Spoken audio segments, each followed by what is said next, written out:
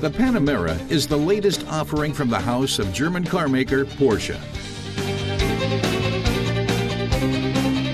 It's a top-class sports coupe, and it's the first four-door to make it into Porsche's sports car range.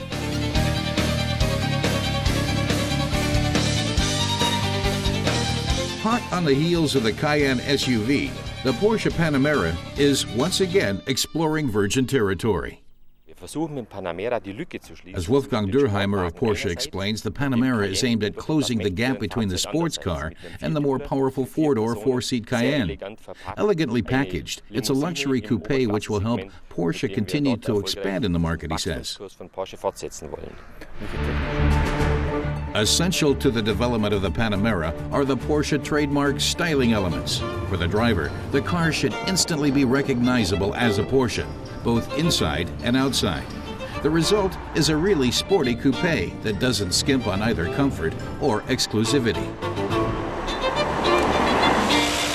The entry-level Panamera comes with a choice of two high-performance engines of between 400 and 500 horsepower, under the hood and not in the rear, as with Porsche's other sports cars.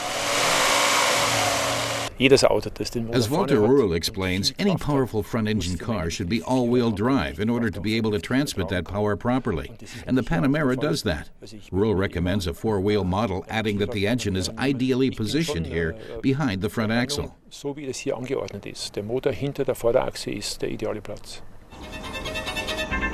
Our test model is equipped with four-wheel drive and uses 7-speed PDK, dual-clutch transmission, which can, if necessary, be manually operated from the steering wheel.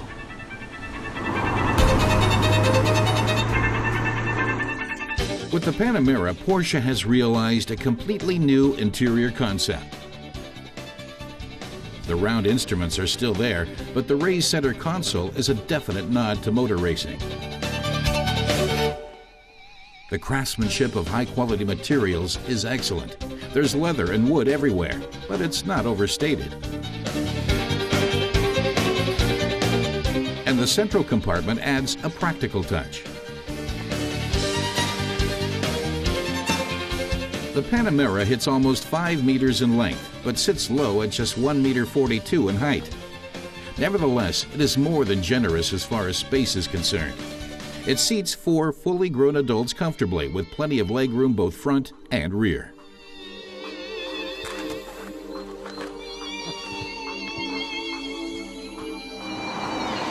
That means passengers can sit back and relax in comfort on long journeys.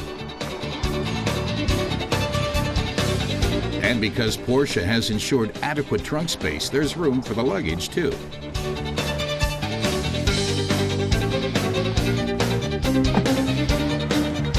It looks spacious, and it is. The Panamera's trunk with 445 liters capacity. And if that's not enough space, the rear converts into 1,263 liters of storage space. But it's the figures that really show off the Panamera's sporty personality. It can accelerate from 0 to 100 in just 5 seconds, and top speed is 282 kilometers an hour. Despite that, it's relatively fuel efficient. The Panamera covers 100 kilometers on 11.1 liters, but it can become a guzzler depending on driving conditions.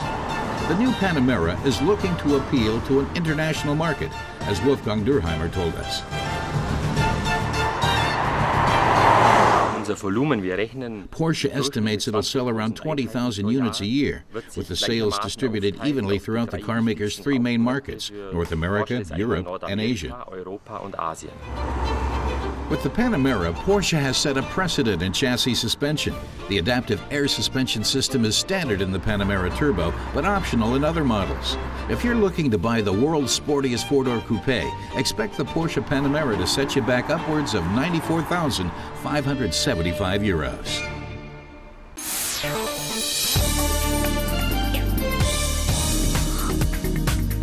Peugeot is broadening its lineup with the new 5008. The compact van, based on the successful 308 series, comes as a 5 or 7-seater. The dashboard display is well within the driver's field of vision, so he never has to take his eyes off the road. The Peugeot 5008 is due to hit German showrooms late this autumn. Happy birthday, Globetrotter cab! 30 years ago, Volvo released this version of its truck cab. At that time, it was outfitted with a gas stove to make conditions more comfortable for long-distance drivers. Today, 9 out of 10 Volvo trucks are outfitted with this cab. And no wonder. It was designed with the driver's needs and comfort in mind.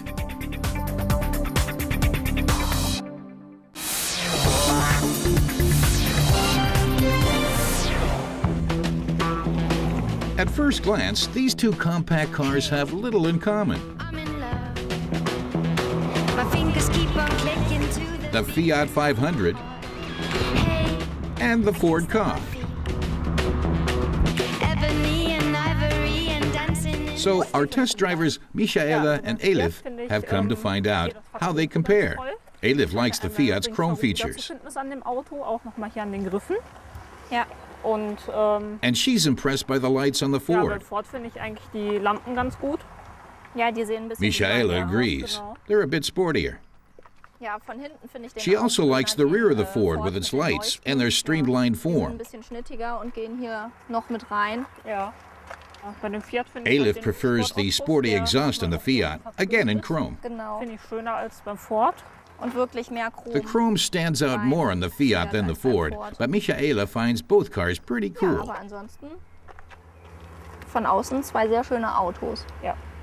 Two nice little runarounds.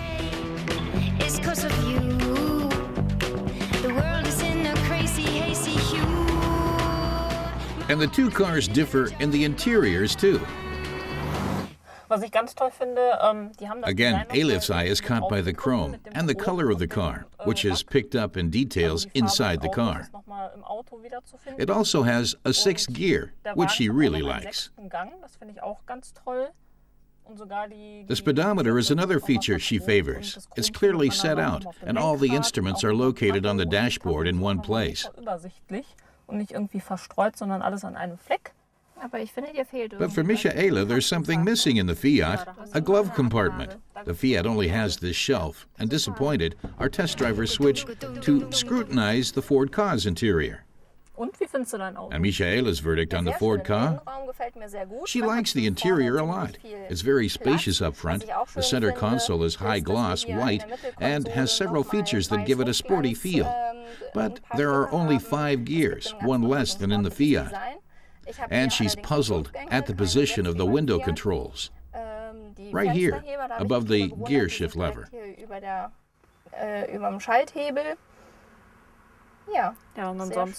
Elif points out that the Ford Ka does have a handy glove compartment for stowing things away.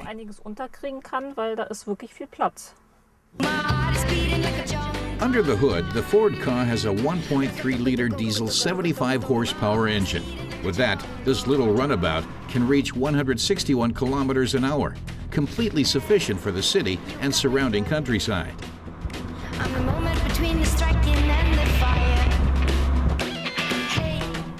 The Ford Ka Titanium that we tested offers a solid basic model with lots of extras.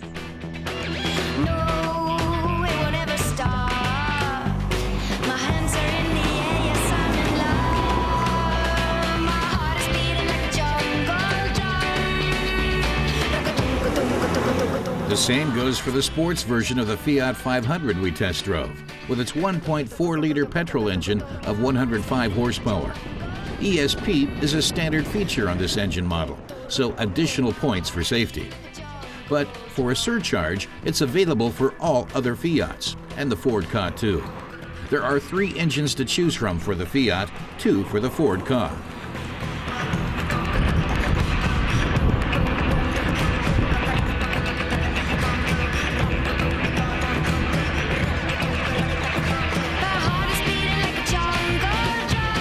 Despite the 2 cars having a completely different design, the undercarriage is the same. The wheelbase is also identical, with the only difference being in the track width. The bodywork design makes the Ford Ka 7 centimeters longer than the Fiat. Inside, capacity is practically the same.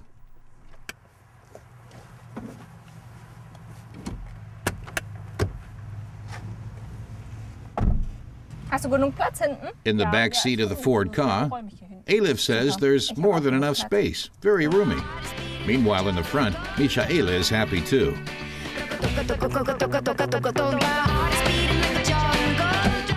So, what about the Fiat?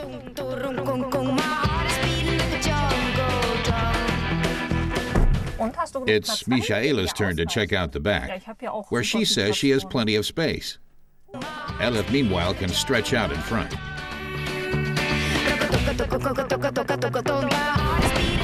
But if the passenger space is the same in both cars, where does the Ford Ka pack its extra 7 centimeters? In its trunk volume.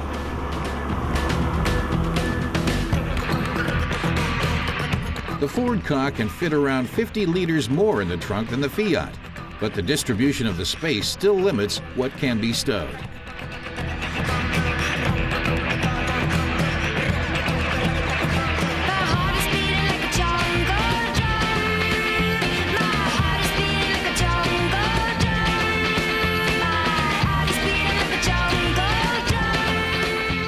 But back to our test drivers and what they thought of the cars. Elif drove the Fiat and she loved it. She said it was sporty and fun to drive. Der Wagen ist einfach herrlich. Fahrspaß nur. Michaela tested the Ford. She said it handled well, especially on the curves and on country roads. She praised the easy gear transmission, which she said gave the Ford Ka a feeling of being speedy and sporty. What she particularly liked were the backup sensors to aid in parking, and the rear seats, which can be separately lowered to hold the shopping. Gerade fürs Einkaufen gehen finde ich das sehr ideal. Ja, einfach nur ein sehr schönes Auto. One major advantage of the Ford Ka is the price, selling in Germany roughly 2,000 euros cheaper than the Fiat 500.